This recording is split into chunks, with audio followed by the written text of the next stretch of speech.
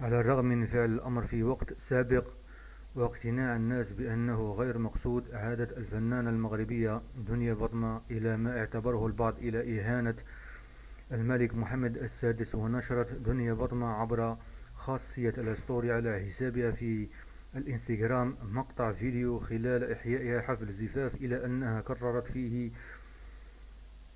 ما فعلته في حفل السابق قبل نحو أسبوعين.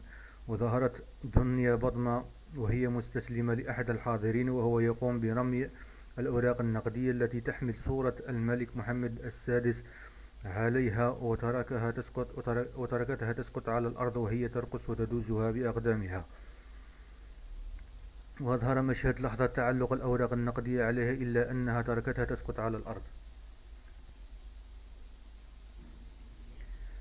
وفي سياق آخر، نشرت دنيا بطمة مجموعة من الفيديوهات المثيرة لها والتي أظهرتها على غير إطلالاتها السابقة.